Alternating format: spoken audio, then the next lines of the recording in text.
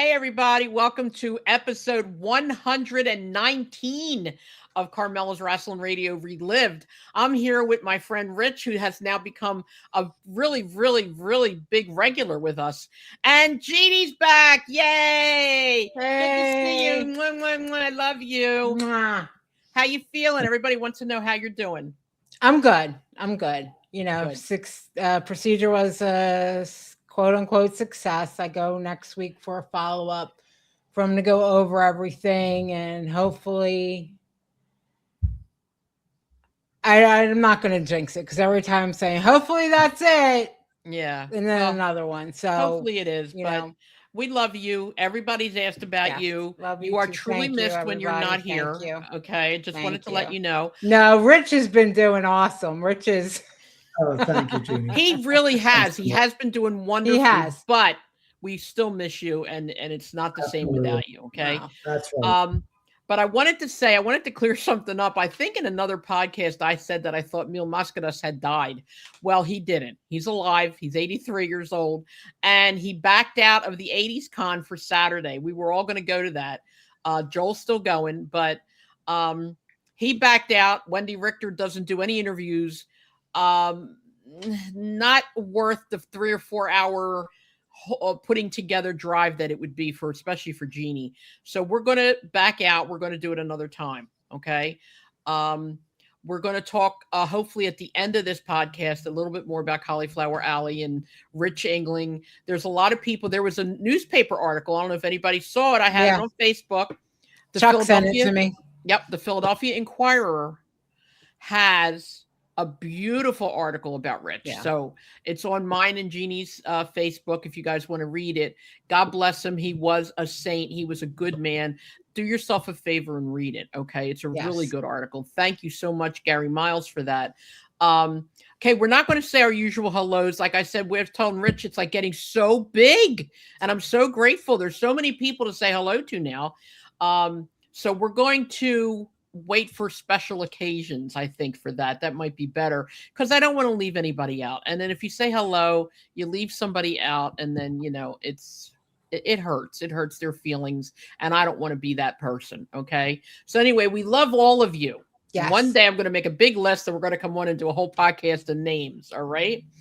Today's podcast is a tribute to Andre the Giant. As everybody knows, May 19th, which is Tuesday, is his birthday. Okay. I believe he would have been, 50? I can't do the math in my head right now. I'm tired. No, he would have been older. He was born in 46. Okay. No, wait a minute. He was born in 46, right?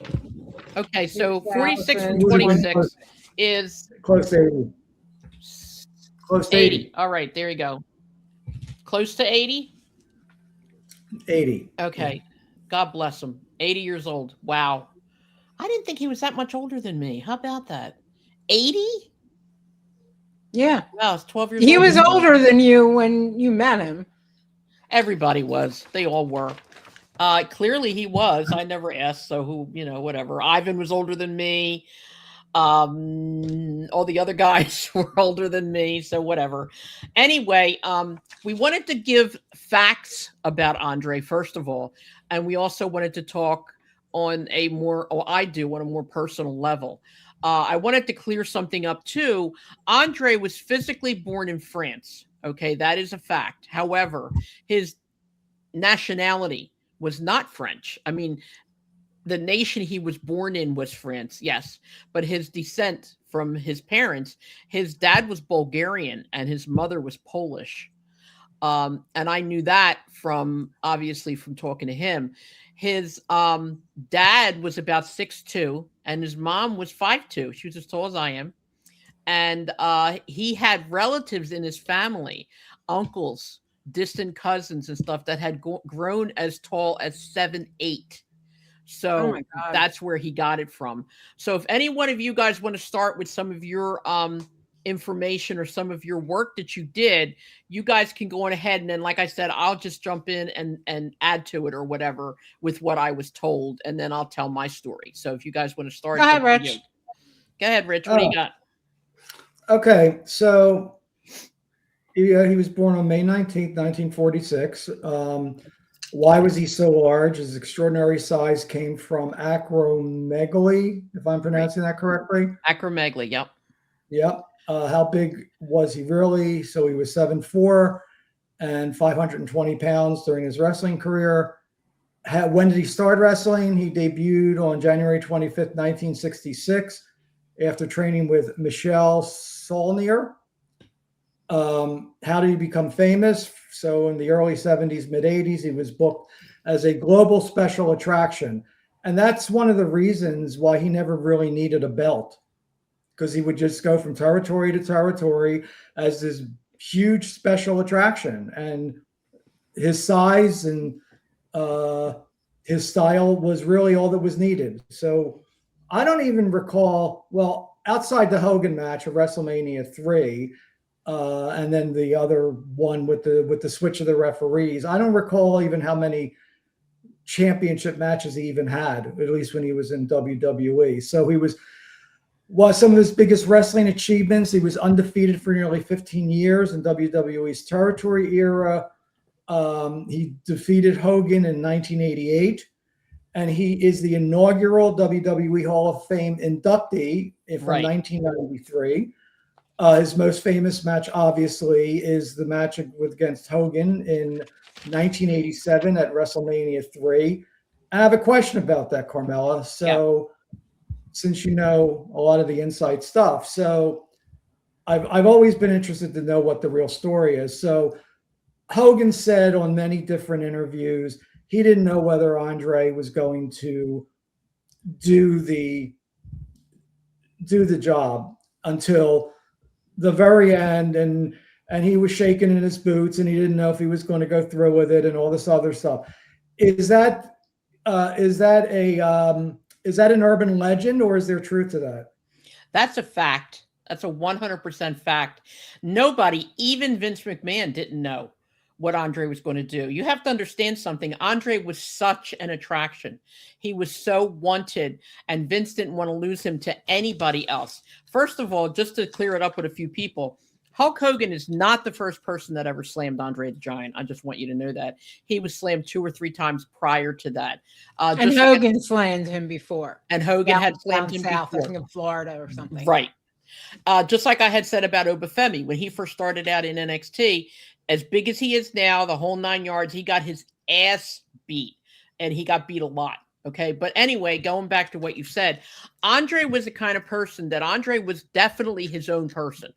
He was kind. He was gentle. He was sweet. Okay. But he was not going to be anybody's patsy for any reason. All right. So when that all happened, if Hogan hadn't made such a big deal about it and had become such a parrot in everybody's ears, okay, Andre would have been a little bit more approachable. All right.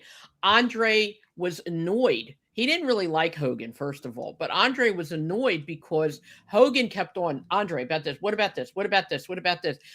To the point where Hogan actually wrote up on paper the whole match as to what, could we do this? Could we do that? Can we do this? And Andre was playing cards. And Andre's like, I'll tell you what to do. I'll tell you when it's going to happen. And Hogan was like, well, yeah, but we can't do it that way. It's got to be, we got to know what's going on. And Andre would look at him. And these are words that Andre told me himself. And he would look at him and he'd be like, I said, I'll tell you when. And during the match, even if you watch the match and look at it closely now that we know things, you can see a little bit of over energy in Hogan, because you could see he's a little bit, cautious about everything. When Andre was ready toward the end of the match, obviously, he told Hogan when they were in some kind of a hold, he said, now, slam me now. And Hogan did what he was told, and that's exactly what happened. End of story. But you could tell, especially in that match, Andre had a brace underneath his singlet that he was wearing for his back. His back had gotten terribly bad, and he was at that point ready to just say, screw it all. I am done. I've had enough. And that's when everything started to really go downhill. But, we'll talk more about that later. But yeah, definitely very true. Very true. So I find that interesting, very interesting. And what would have happened had he not gone along with the plan? I mean, you could speculate. I mean, it was back then. It was the early days of pay per view. It's real interesting as to what if you speculate what would have happened had he not done that. He What wouldn't have gotten paid $100,000 that they paid him for doing it. For what he did, that's what he got paid. And back then, for one match, that was unheard of. Today would have probably been somewhere over $1 million, I think, easy. But yeah, that's the only reason, because he named his own price and he got it. So he knew he was going to do it. He just didn't want to be bothered with somebody else telling him what to do. That's not who he was. And he, like I said, he got away with it. And like he did a lot of that in Japan, and we'll talk about that as we go along. But go ahead, you had more that you wanted to say? Yeah.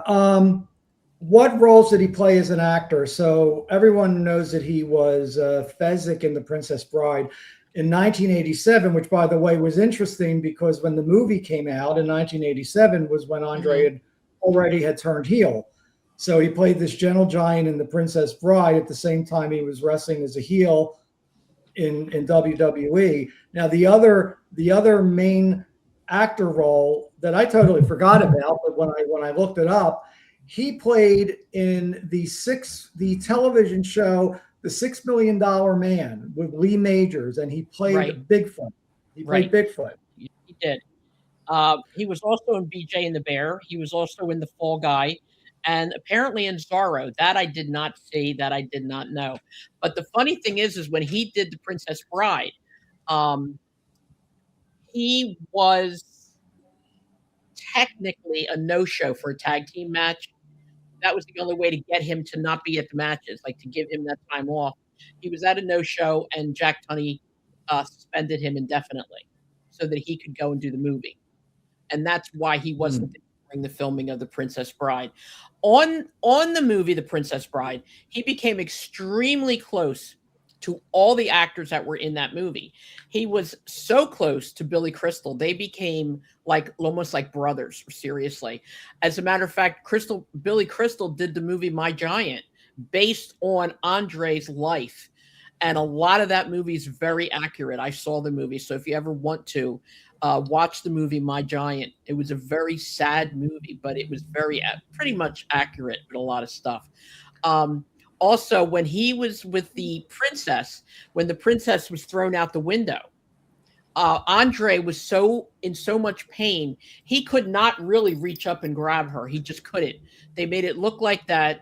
And then when, she had jumped down onto the, whatever that is, trampoline or whatever, they picked her up and put her in his arms. And when he was riding the horse, that was a double, first of all, but also just to have it look like he was on the horse, he had to be lifted, mechanically lifted onto things that he was doing because he was just in so much pain.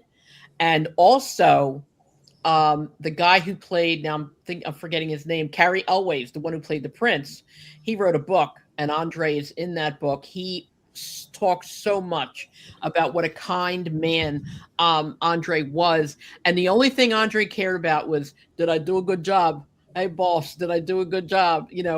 And like a lot of people, unfortunately, and again, this is something we'll talk about too, people made so much fun of him. And even when he was a good guy, even the people who loved him made fun of him. And, the big joke going on is, and apparently this was true. I wasn't there, obviously. I never asked Andre about this because it's not something you want to ask somebody. But there's a big thing going around that, he was bloated and he wound up passing gas for 16 seconds. And Rob Reiner, who was the producer director of the show, said to him, Andre, are you okay? And Andre looked at him and he said, I am now, boss. Whether that's true or not, I don't know. But I don't know. I don't want to speculate on that. But I can tell you right now that Andre, in the very beginning, he was so much into being a wrestler. He started out on a farm. He didn't want to do that. He wanted to be a wrestler. He actually left school when he was 14 years old, but it wasn't dropping out. I think back then in that age or that time frame, you didn't have to be in school past 14 years old. So he did that. And he went and he learned all kinds of different crafts, like locksmithing. Oh my God. What do you call that? Horseshoeing. Horseshoeing, all that. But he really wanted to be wrestling.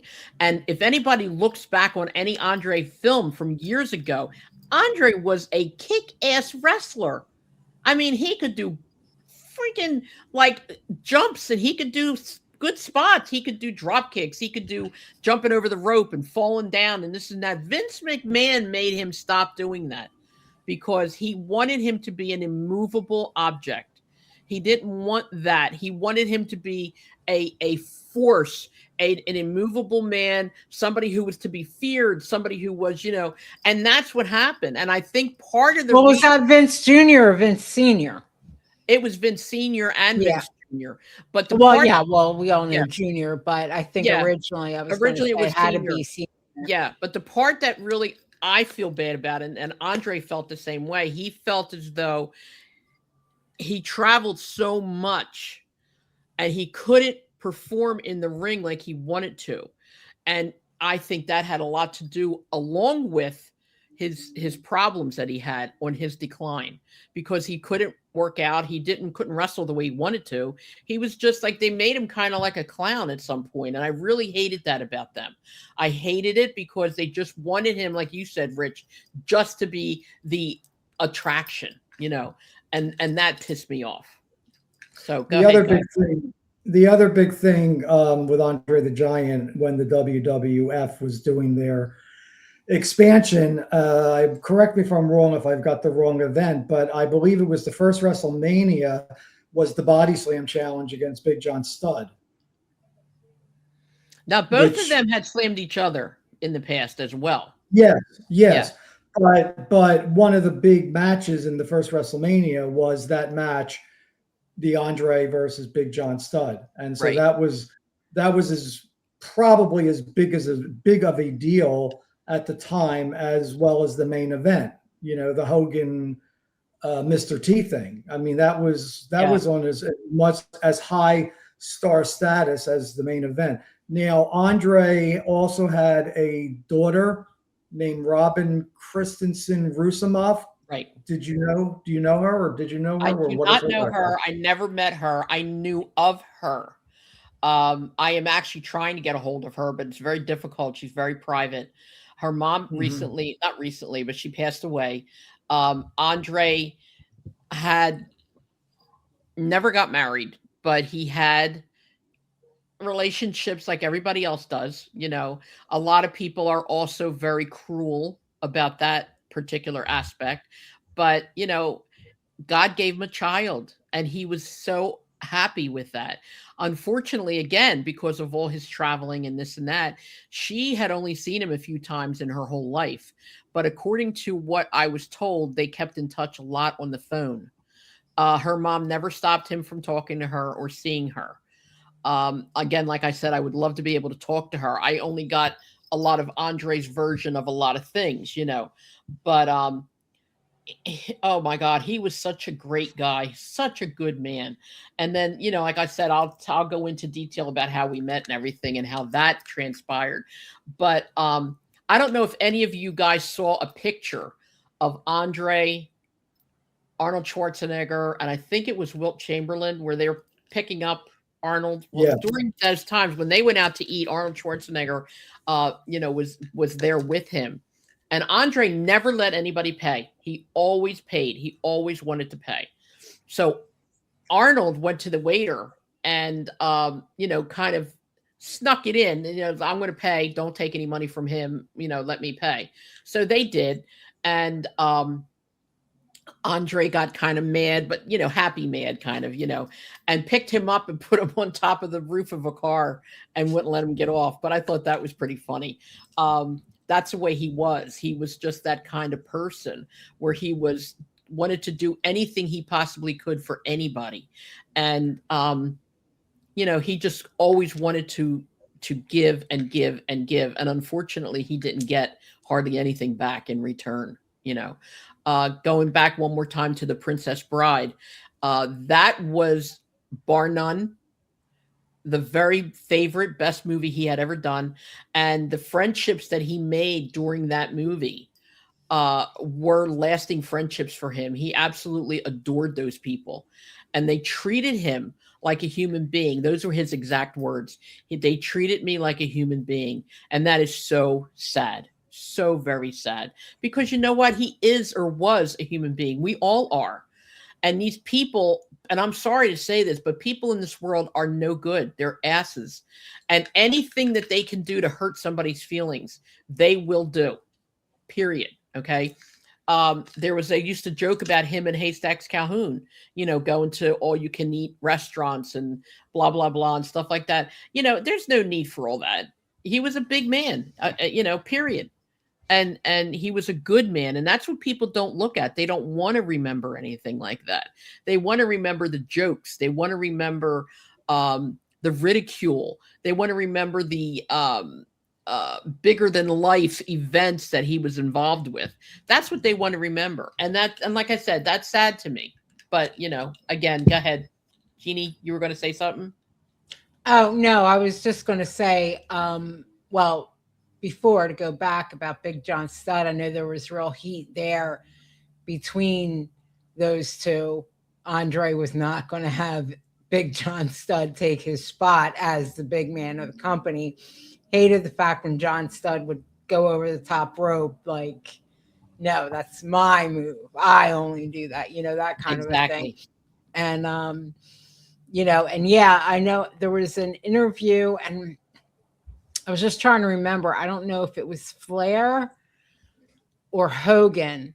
One of them was saying how, and it made me cry when I saw this. I think it was in the HBO documentary on Andre, that when he would be in Japan, like when you're a wrestler, you can, dress down when you're traveling, and not be, and kind of incognito a little bit, Andre had nowhere to hide.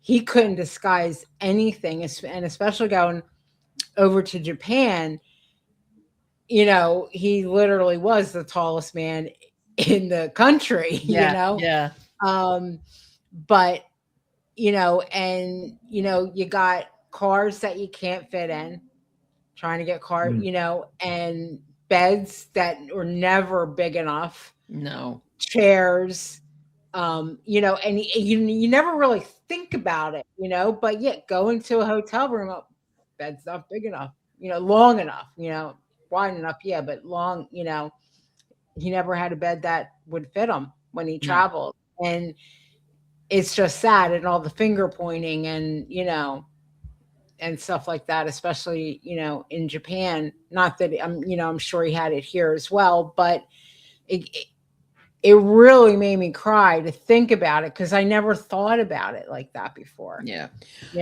Believe it or not, the people in Japan were actually kinder to him than the people in the United States. Yeah.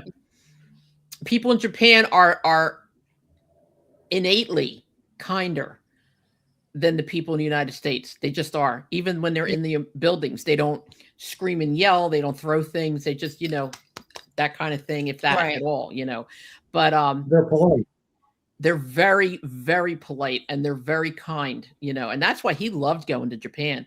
But again, okay, this event was after, I believe, that he started to drinking. He wasn't always a big drinker like that. Okay. I was with him for 9 months, and I spent more than a weekend with him. And one of the weekends that we were together, he didn't drink at all, like nothing except for coffee, tea, whatever he wanted at the time, water. So I'll get that again. I'm going to get to that in a minute. But when he was in Japan, he was going against, and I'm going to forget the person's name. Jumbo Tsuruta, I believe is the guy. And Andre had a difficult time with this man. And Andre, like Jeannie, like you said, he wasn't having it. He wasn't having it. When they went in the ring, okay, it was not the way it was supposed to go. And again, nobody goes up against him. He was told what to do, told, you know, when he went in there, he was like, screw this. He was mad. He was feeling good, you know, and he did not. He shot the whole match. And Jumbo didn't know what to do. Like, he was trying to jump on him. Andre wouldn't let him. Andre wouldn't let him pick him up. Andre wouldn't let him swing him into the ropes. Andre just stood there. You know, he did the whole thing as a shoot. And Jumbo was like, what am I going to do now? You know, and at some point, I think it was a Baba or Inoki, probably Inoki, had to come out into the ring and try to talk to Andre. It's like, what are you doing? Like, what's going on? And, you know, you couldn't piss Andre off or lie to him or renege, let's say, on a deal, or, you know, your handshake was your word. You couldn't do that and go against him like that, because he was, as far as stuff like that goes, he could be very unforgiving. He liked things a certain way, and that's it. And unfortunately, when he was in this world, he had so much negativity thrown at him, so much pain, so much heartache, that he wound up eventually buying a farm in Carolinas. I believe it was North Carolina. And he loved it to death. We'll get into like Frank Valois. I got stuff written down, his who wound up being not only his best friend, but his technically his agent, manager, whatever. And anytime he had any free time, he would go to his farm. And there were neighbors that he had there who loved him. And they treated him, again, like he was a human being. He had big chairs made for himself. He had a bed, Jeannie, that he had made in that farm. You know, he was happier than you could believe when he was there, because his whole world, all this wrestling stuff wasn't there. The fans weren't there. The cruelty wasn't there. He was so happy. And the people that were there ate with him. They cooked together. They did all this stuff, and they treated him like he mattered, like he was not a creep or a freak show to look at. He was a kind man, and they had wonderful times. They sat by the fire at night outside. He had a fire pit, and he had horses, he had goats, he had chickens, he had all that stuff. And he loved taking care of them. He did a lot of the work back then himself. So again, bringing out a part of what Andre really was. He was really a kind man. And I think even today, people don't realize that because of his stature and because of his strength and his ability, that he wasn't human. He wasn't human, but he was so human. He was so wonderful, and he was so hurt. And that breaks my heart to this day every time I think about it. Yeah. You know, so we have, just to go back a little bit, he used to wrestle under the name, when I first started reading about Andre, when I was young, very young, he wrestled as the Giant Fer. It's Ferre. Andre Fer is what they called him. Right. His name was Andre Roussimoff. His middle name was Rene. And he wrestled as a few different names. He wrestled as the Monster Roussimoff. He wrestled as Grand Fer. He wrestled as Andre Frere. He wrestled under different things like that. He, I'll tell you, one wrestler he had incredible respect for, and I don't know if any of you know who he is, but the name Don Leo Jonathan, ring a bell? Oh, sure. No, Real tall guy. Very Used to tall, fight very Bruno. tall. Just And like Don Bruno. Leo Jonathan, right, for his tall, it wasn't quite as tall as Andre, but for as big as he was, he could maneuver those ropes in that ring like nobody's business. Okay. He also had the big mutton chops, you know, and he had, like, his hair was all like a kind of almost like an Elvis style, but he was a great wrestler, and he was a good friend to Andre, and Andre had a lot of respect for him, and they fought many times back in the day. I'm going to read some of the stuff because obviously it's like my brain, I'm old, and, you know, I don't remember. But here's the other thing. Killer Khan, I don't know if you guys remember, Killer Khan supposedly broke Andre's ankle. Okay. I remember that angle. Yep. Yeah. He broke his ankle that morning getting out of bed. He tripped, he fell, he broke his ankle.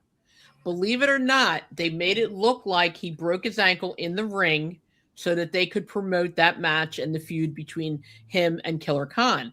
How the hell He walked all day and went into that ring and fought with a broken ankle is beyond me. But that is how he broke his ankle. It was not broken during the match, although they did a good job making it look like it was broken during the match. Okay, the other one is I did movies. I did okay. He wore braces for a long time. And let's go back to the acromegaly or acromegaly. It's two different ways of saying it. There is an operation that you can have. Acromegaly is a disease where parts of your body grow bigger than other parts of your body, but other parts of your body stay very tiny. So if you look at Andre, you would see that his hands were huge. His arms were thinner and longer. His legs were normal looking, but thinner and longer. His feet were huge. His forehead up here protruded. Okay. Yet his teeth were very tiny. So he had a lot of all these symptoms of acromegaly.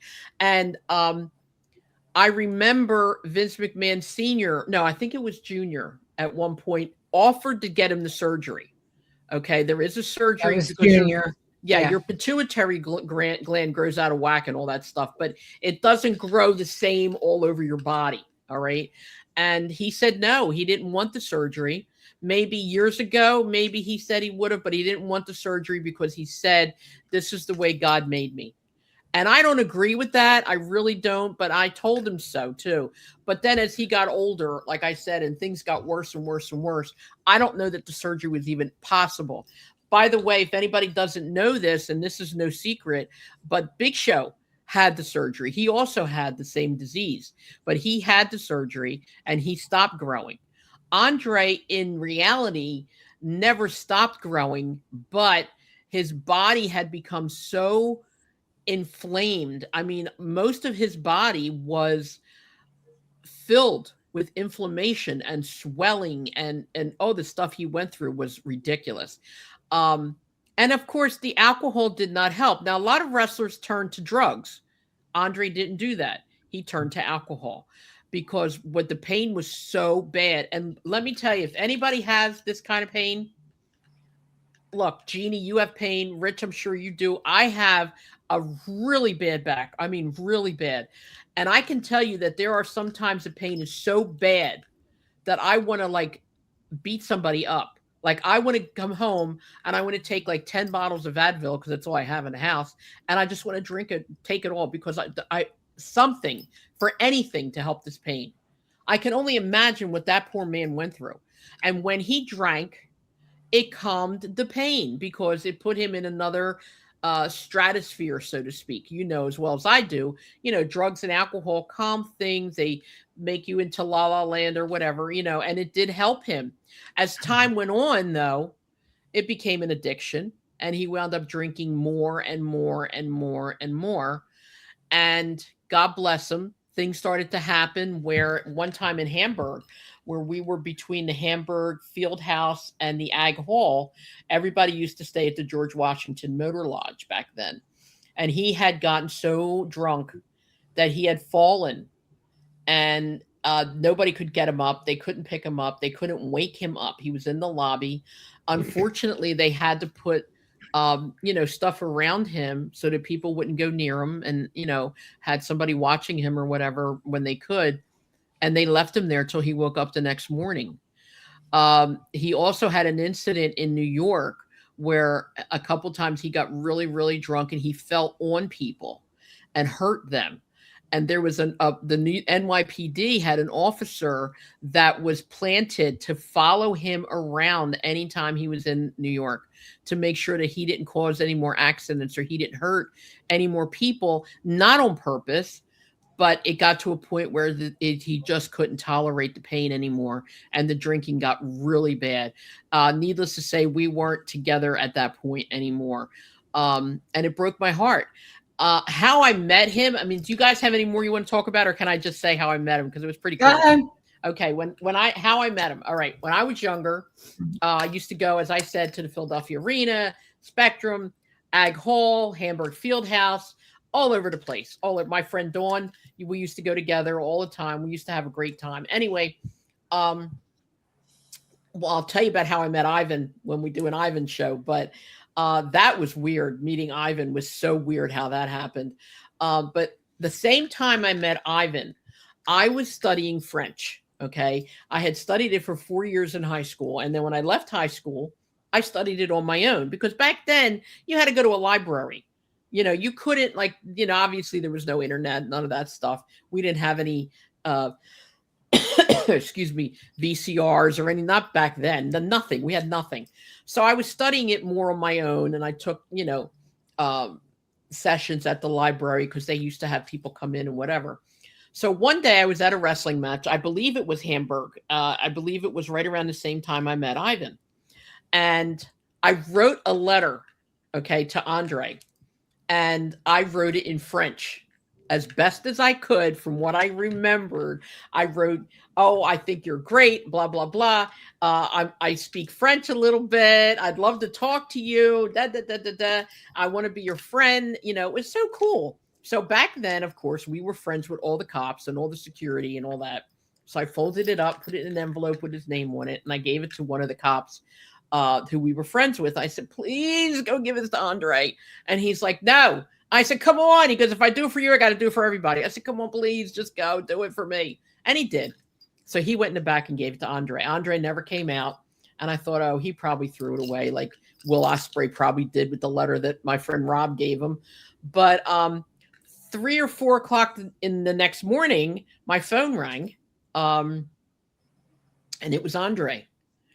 And, you heard this, like, he always talked like he had egg yolks in his throat, he's like, "Hello," on the phone. And I'm like, oh my God, this is really you. I can't believe it, And we talked and we talked and we talked and we talked.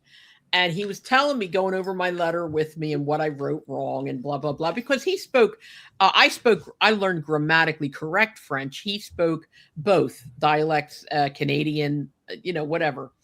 So as time went on, that's how we got close. I used to write him letters, and he had a P.O. box that was, I'm trying to think of where it was, in New York, I think. That was the big thing where everybody, New York, everything was New York. But anyway, it was through the WWE, and I would send my letters there. And every time he would either go to the office or somebody would pick up his mail for him, then he would call me. And we would discuss my letter, and we would talk about, well, this is right, that's wrong, whatever. But we had the best conversations. Believe it or not, we were on the phone sometimes for hours. I was so entranced by him. He was so kind. He was so wonderful. And we started to, see each other at matches and stuff. So this one weekend, he was going to be in Georgia. And this was like, before Paul and I were married, so I don't want to hear anything. But we, Paul, my mother, and I went to Georgia to go see Andre. And that's where those pictures are, that Andre's, I have a picture of Andre holding me up in one arm too. I got to find it. But anyway, we went there and we spent the entire weekend with him. Oh my God. It was probably one of the best times of my life. It was so wonderful. And he knew my birthday, not like some other people. I only had to tell him my birthday one time, and he remembered it, called me on my birthday every year, even when we weren't, when we were just friends. And he was like he knew everything. He was kind. He pulled the chair out for you. All the women got served first. And, oh my God, he was so sweet. But anyway, and the funny thing is that I can remember right now, we were in the car, we were sitting in the back seat, and Andre at the time had a little pinky ring. Okay. This ring, I asked him if I could see it. So he took it off and showed it to me. I had my 3 fingers right here like this. I put them together like this. That ring fit me down to my first digits, all 3 fingers together. That's Wow. how big his pinky ring was. And I was like, wow, I love that. And of course I said, can I have it? And he said, no, it's a family thing. And I was like, oh, I'm only kidding. I really wasn't kidding, but I wanted to have it. But then, like I said, we talked constantly. We went places together. I met him there, or he came, he was so nice. He loved my mother. Oh my God.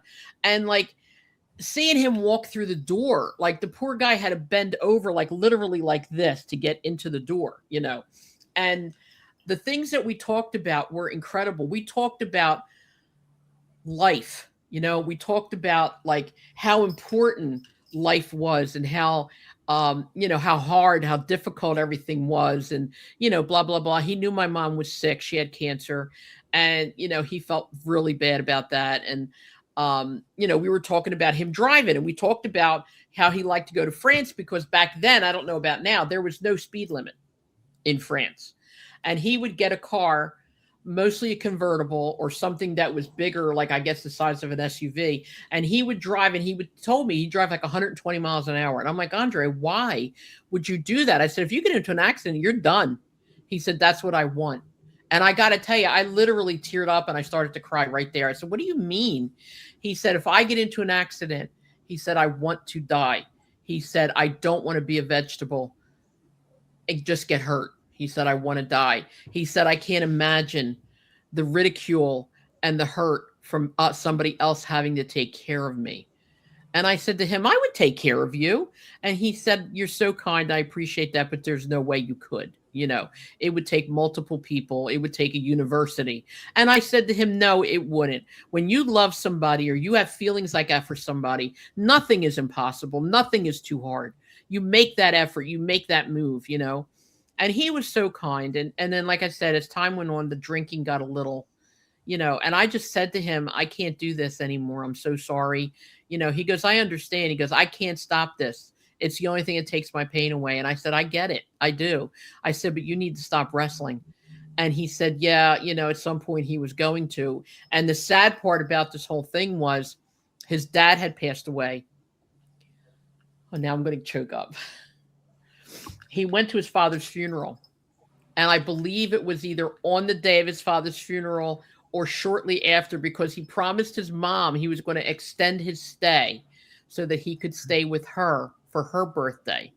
And his father's funeral, they found him dead in his room and on his bed at the hotel. And that's how he passed away. And his mom had to lose his dad and him within hours of each other, maybe, And to me, that's an awful thing. That's an awful thing. That man lived a horrific life, yet he lived the most beautiful life you could ever live. It's weird, because he was the epitome of attraction, but yet he was the wonder of the world. Yeah. Was, and it's just, yeah, it really, really is. I would much rather, I know he went through some horrific things and some challenges and horrific, and Lord knows none of us would survive it. No. But he also had an incredible life. Yeah, he did. It was kind of, but such an incredible, and he really was adored more than he was ridiculed. There was definitely ridicule and, and all that kind of stuff. But I think he was more, at least I'd like to think that he was more adored and honored and celebrated more than he was, I want to agree with you. I really do. I think he was definitely ridiculed. I'm just saying, I don't think it was really balanced. Even a tiny bit of ridicule is too much. Yeah. But I think he was more,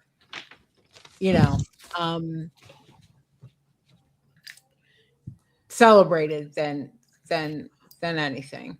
Well, what I was going to say is I agree with you. He was more celebrated. He was bigger than life. He was everything that is amazing in the wrestling world. Yes, absolutely. And he was celebrated. He was in movies. He was invited on talk shows. He was this, he was that. He was everything that he wanted as far as his wrestling career. He had a great life.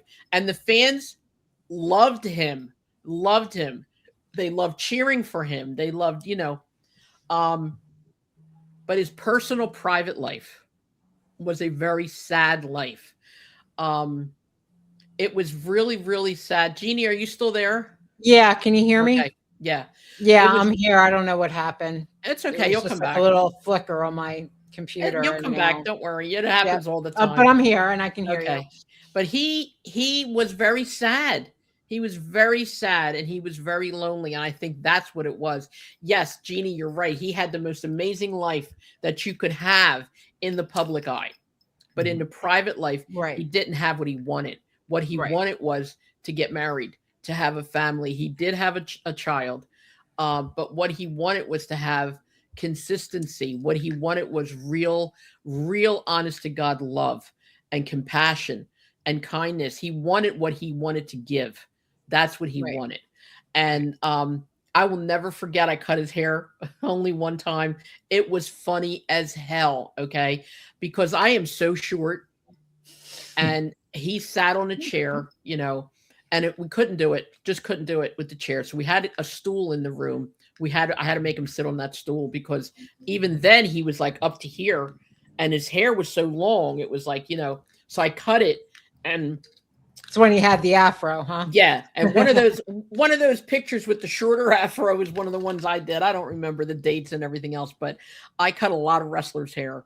And I cut his hair and he said to me, he goes, "Why don't I just come see you all the time?" I said, "Hey, you can come see me anytime you want." I said, "I don't know if you'll be able to do it." But he was laughed. He always laughed. He had the most infectious laugh when he was like giggling. Oh my God, with that deepness, that deep voice, and he would laugh and he would giggle. It was hysterical. It made you feel like you were the only person in the room. And it's a shame because I'm not talking about all men, but a lot of men don't understand what women like or what women want or what is appropriate to be around a woman. He did. He did. There's nothing in this world that he would not do for you. And he had respect for women. If you told him something about yourself, he never forgot it. And I was like, God, I can't believe that. And also, not to change the subject, but I said May 19th. May 19th is also our friend Debbie's birthday. So I always tease her and say, you're Andre the Giant because you have Andre the Giant's birthday. But Now, Rich, did you ever meet Andre in person? No.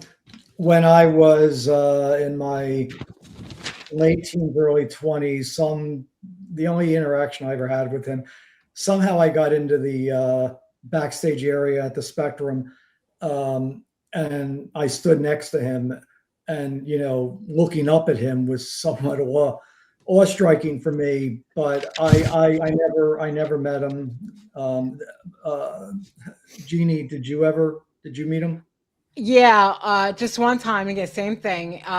In the back at the Spectrum, I was with Carmella's friend Dawn, and I honestly do not remember why, because I hated the WWE. Didn't like, I preferred the NWA and Crockett and all that. So I don't remember why I went with her, but I did. And I think she had to drive somebody. I don't know. I think so. Yeah, I think And so. I went in the back with her, and Andre just comes walking by, and I didn't really see him. I just saw an elbow at my eye level. And I was like, what the, it kind of like, what the heck? And then like staring up, and I was like, oh boy, like, and I'm like, oh, hi, and he was just like, hi, but that was like the extent of the interaction. There wasn't any like, meeting or, anything, but He that was, was, yeah. he was so incredibly kind. And the funny thing is, like, for him being 7'4", if he was a thin man, that would be all you would see is the height. But Yeah. like Jeannie said, you see an elbow, or you see like he was so like every part of him, well, most parts of him were larger, and that's because of that disease that he had. And he did have some surgery with regard to his back and things like that, but it got to the point where they really couldn't operate anymore because the pain had gotten so bad. The disease had progressed more than they wanted it to. He didn't want the surgery. So it just got, tentatively worse and worse. And toward the end there, I believe his last match was, I have it written down here somewhere. Hold on a second. His very last match was 1991, was his final major appearance, not last match. But after that, if you noticed, if you would remember back then, he only did appearances. He would walk with crutches. He did like some more TV stuff, or he would come in and say, "Wait till I get better, I'm going to get you," or whatever, and never did. But there were a lot of they didn't do him justice at the end of his career. No. They had him jobbing out to the Ultimate Warrior at house shows in under a minute, if I recall. Yeah. What I remember, I guess it was mid 80s. He was tag team champions with Haku, and that's when he was a heel, and then he turned on Heenan or something, and then he became face again toward the end of his career. But they really were like they really jobbed him out a lot at the end, which really was, when you think about it and you think about the guy's career and what he contributed to the business, when you look back on it retrospectively, it was extremely disrespectful to him. Very, very disrespectful. And, well, the thing is, when you talk about, no, go ahead, Rich, finish. I was just going to say, like, when you talk about thin or whatever, like, okay, if you look at, you could find it all over YouTube, either WWF matches in the 70s or, the interviews with Vince and, with an empty ring behind him and interviewing Andre the Giant. He was very tall, but he was actually fairly thin for in the beginning. Yes, tall. Yes, he was in the very beginning. And then, to see him progress, and even at WrestleMania against Hogan, he had a big girth, and it just he got bigger and bigger in the stomach area, and you could tell that he didn't look well physically. I mean, he looked healthy. He looked healthy back in the 70s when because he was. Tall and thin. Yeah, he was. But see, that's just it. People associate people's sizes with how much they eat. Like Andre, what did he do? Sit at the table and never get up. And that's not true. Some of it is hereditary. Some of it is just your genetic makeup. But in his case, he didn't really eat what you think he ate.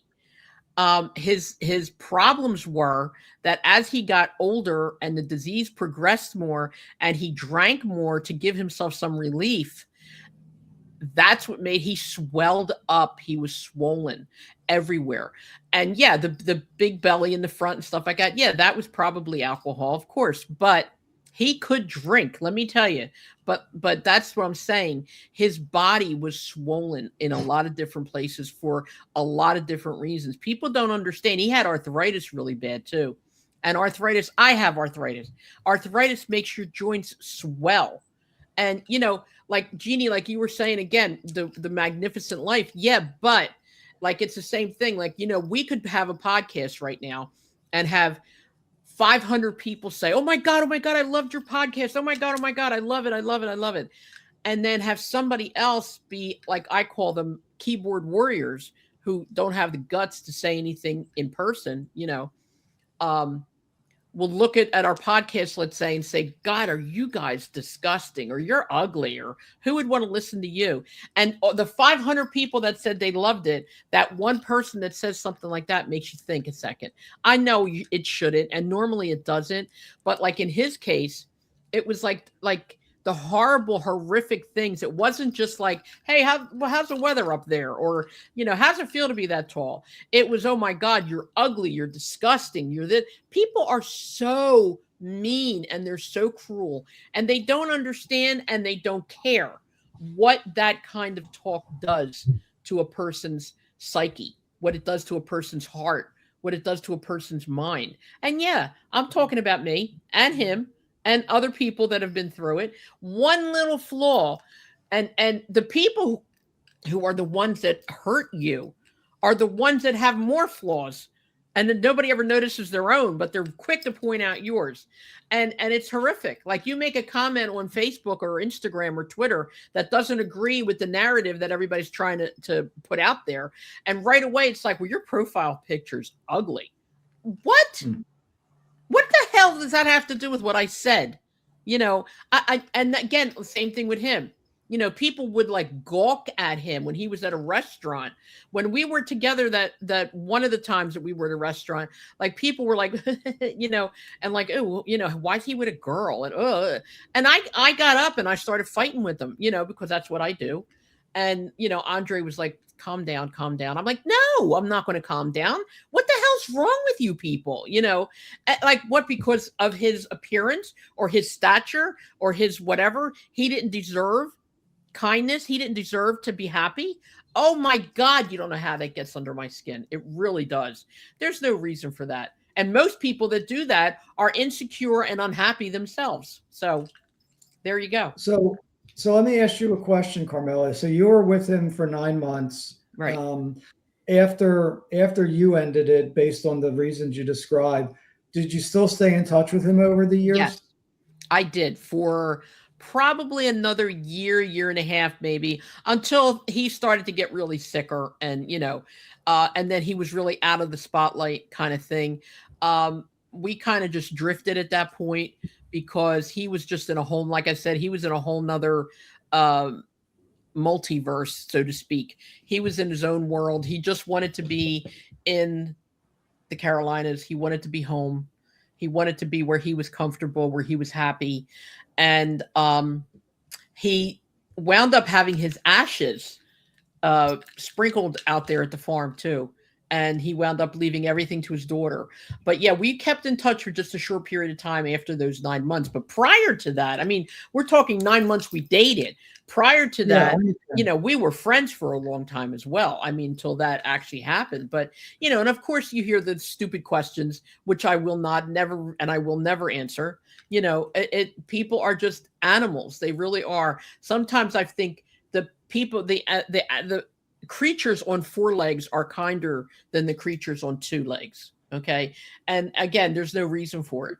That man did not deserve the hatred and the ridicule and the insulting that he had. Yeah, he was an icon. He was top dog. He was the epitome of a wonderful life. He was the epitome of one of the best wrestlers ever when he was allowed to actually wrestle. But when was he really allowed to wrestle in the WWF? He wasn't really. He was, again, an attraction. How many handicap matches did they have with him on television? He never had I mean, the part you're talking about when he was actually wrestling, when he was able to do wrestling moves and, was much more mobile. I never saw any of that. I mean, what I saw growing up was the, 7'4" special attraction, 2-on-1 handicap matches. And I do remember the Killer Khan angle. They were trying to build up Killer Khan, who actually did nothing for me at the time as a heel. So it was probably very, very nice on Andre's part that he gave Killer Khan that rub, right? So he did. So what was the year of the 9-month period that you were together? Oh, come on, Rich. Why couldn't you ask me something easy like my name? I'm going to say... What's your name? Mary? I don't know.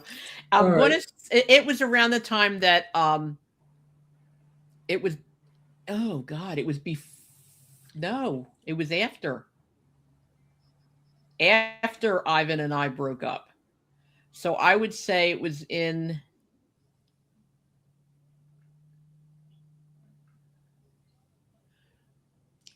in the 80s. In the 80s. I don't know the exact year, to be honest with you. But funny thing is, he tag teamed with Ivan and he hated Ivan. He hated Ivan with a passion. Okay. Which is many times he said to me, why in God's green earth are you with this guy at all? SD Jones used to ask me the same thing. I don't know. But a lot of wrestlers hated Ivan. And I knew that. I knew Ivan could be a sarcastic ass. He really could. No doubt about it in private. In the ring, you could tell his persona if you ever watched his matches, in in the ring, he was like, he did all that, looking with the muscles and this and that. He'd shake his butt and all that. He had a very, oh God, self-love, very, very deep self-love. But again, when we were together, he was at my house, he was like a different person. So I don't know, like I've never experienced personally that part of him. Like with Andre, same thing. When we were together, it was different. Everything was different. But I never saw Andre mistreat anybody. I saw Ivan mistreat people. And I said to him, I don't care how big you are, you ever treat me like that, I said, that'll be the end of us and you will be sorry. But he never did. He never did. He loved my mother. When my mom passed away, he was my guiding light. He was there for me like nobody else really, except for Paul, but he was there for me. Like he was one of the only wrestlers who we tried to get wrestlers to call her, the ones that we knew, the ones that we were friendly with. He was the only one who called her on a repeated basis up until she died. And, you see people in the ring and that that's their persona.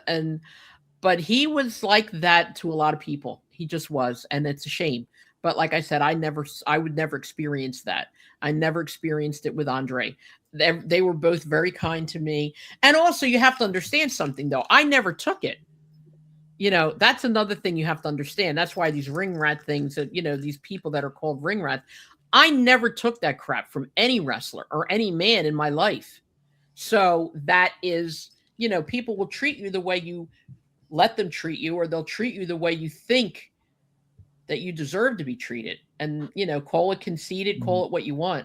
But I never stood up for that crap. Never. And I never would. Actually, it's respect. I mean, I've encountered that throughout my life and my career. Bullies who are talked back to, or if you give it back to a bully, they won't treat you and they won't bully you because they respect you for standing up to them. And so if you don't put up with their stuff, then they won't treat you like that. If you just like break down and allow that to happen to you, they will get worse with you. My mom told me once, if you're ever confronted by a group of people and you need to fight, beat up the leader. Always beat up the leader. The rest of them will run away. And it's true. That is very true. And, again, like I said, we didn't have money growing up. We didn't have anything growing up. We sometimes had one piece of meat that had to last us a whole week. Like I said, the people today don't know that, but we always had our pride. We always had our own self-respect. And, that is one thing I'm grateful for. I've raised my kids that way. That's the way I was always grateful, because I never let anybody mistreat me and take it and deal with it and stay in that situation. Never. But it is what it is. And, Jeannie, you wouldn't take that from anybody either, would you? Not now. Throughout my life as a child and everything. Oh Lord, yeah. I was bullied and picked on and beaten, and that was by my mother. So yeah, I got hit by my mother too. Yeah, it was and everything, and I just took it. It wasn't really until I met you, which is why I call you my idol, because I was like, oh my God, she doesn't take shit from anybody.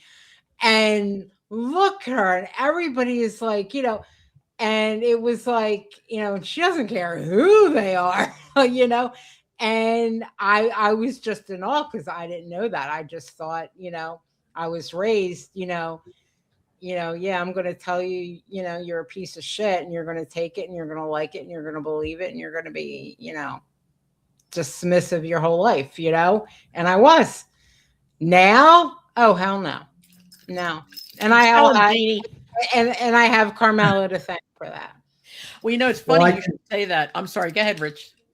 I was just going to say, when you and I first met, I won't say how many years ago, X number of years ago. I can say 40.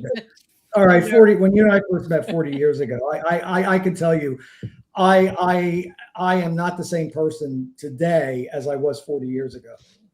Okay, so I would never put up with the stuff that I allowed myself to tolerate 40 years ago. And you No. learn your Yeah. lessons.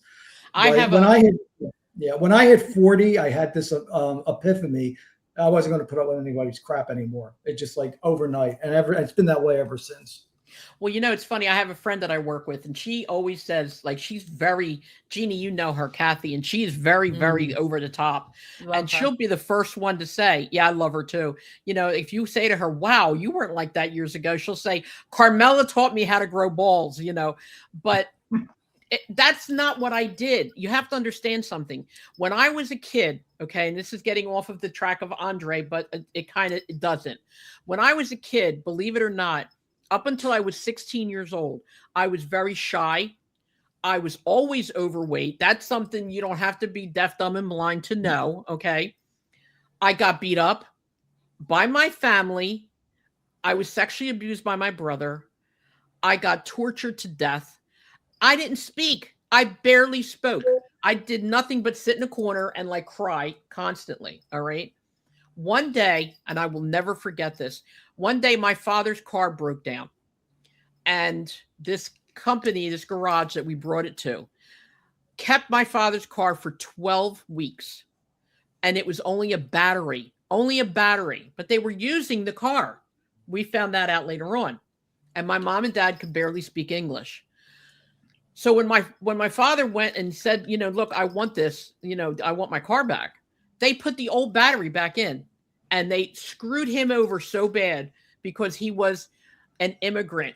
He was from Italy. Needless to say, they were both citizens, but they were immigrants, and they were stupid, and they didn't deserve anything. And they this, and they that, and they this. And I came home, and my father and I didn't get along. Don't get me wrong. My father and I had a horrific relationship, but I came home one time and I saw him on the floor, on his knees, sobbing his eyes out by himself. And I looked at him and I said, what's wrong? He said, I want to die. He said, I want to just die. And I'm like, why? He said, because I don't belong here, because I belong where I was born. I don't belong here. Everybody hates me because I'm Italian. This happened to the Italians. It happened to the Polish. It happened to the blacks, to the Hispanics. It happened to everybody, not just certain people. My father was tortured so bad, and my mother, for being Italian.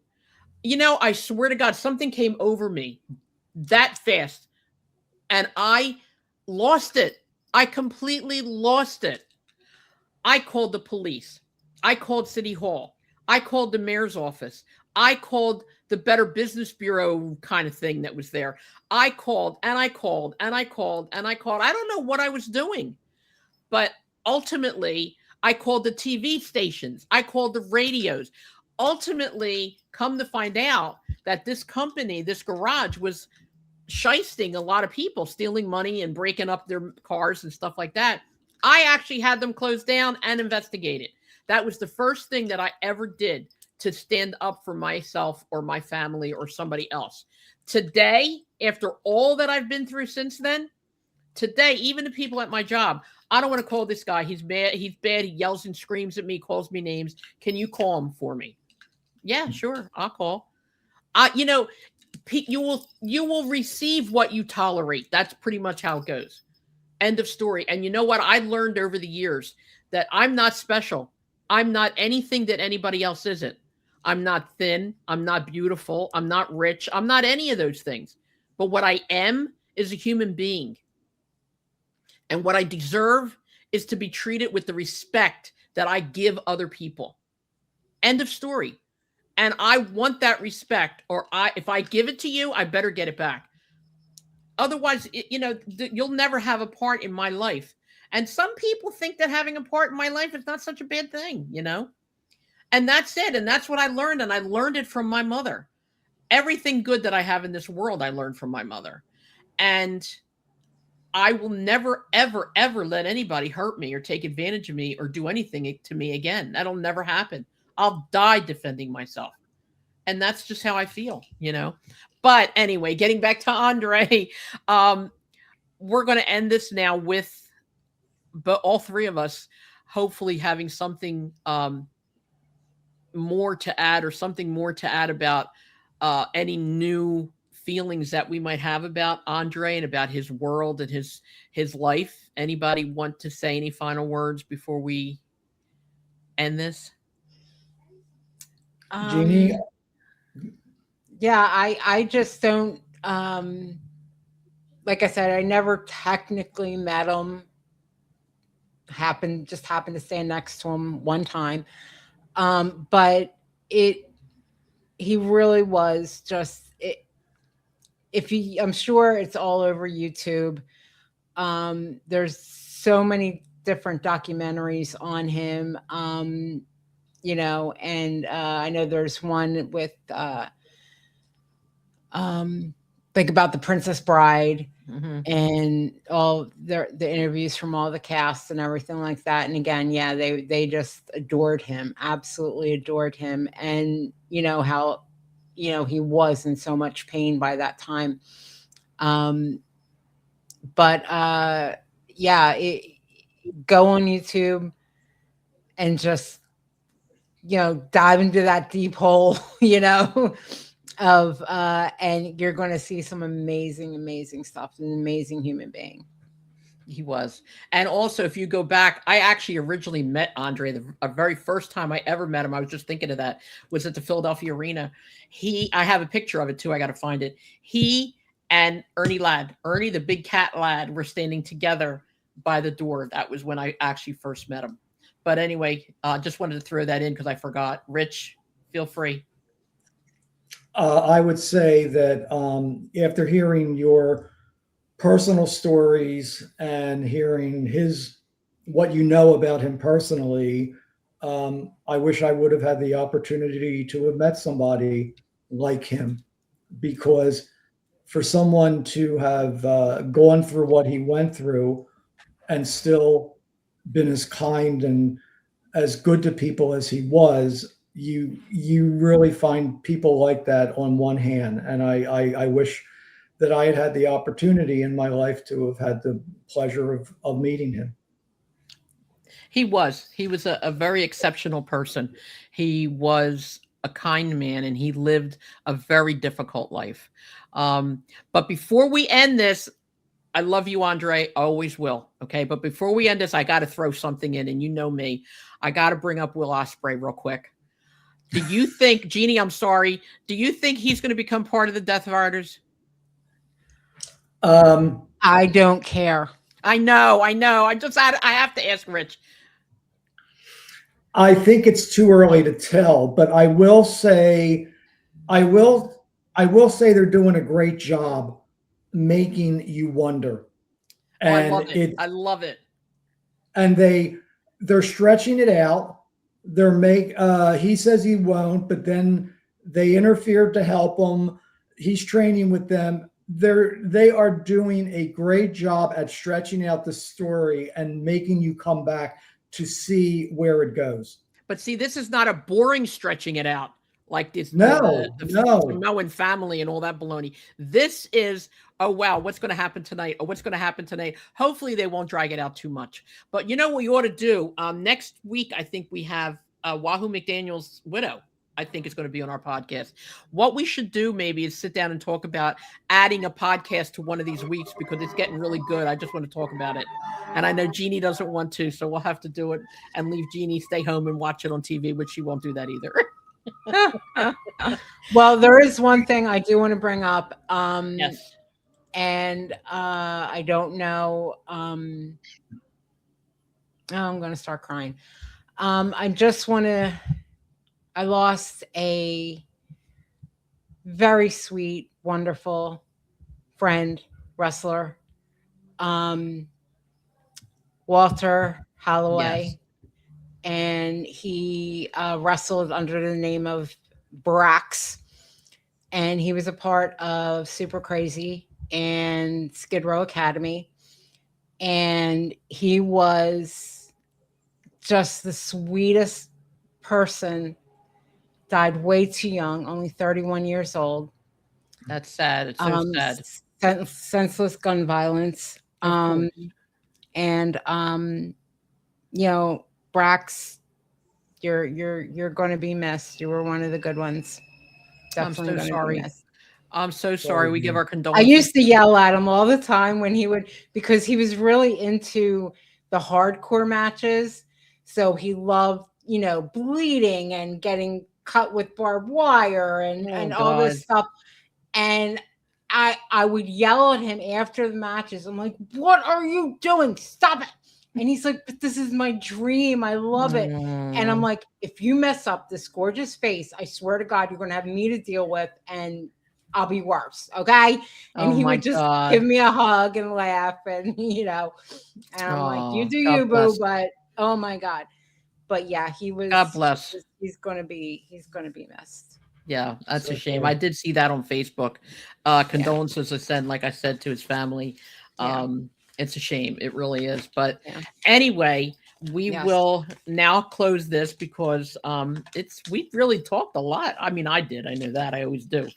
But anyway, thank you, Jeannie. We missed you and we love you. It's a shame we I only got should be here. Yeah. Well, now just real quick, unless you want to do this, you want to log off first. Yeah, let's say goodnight and then we'll talk after. Okay. Thank you, even though we only saw you for half of the podcast. I know. you're still Sorry, here. I don't know what's going on. It That's says my okay. camera's on, the light screen. I don't know what's going on. That's all right. We still love you, Jeannie, no matter what. Oh, I love you too. Rich, love you too. Thank you again. We'll get together with Thank an you. update show, okay? All right. Thank Okay, you, so- everybody. I hope you enjoyed tonight's Thank show. you. Have a great night. Bye. Bye-bye. Bye.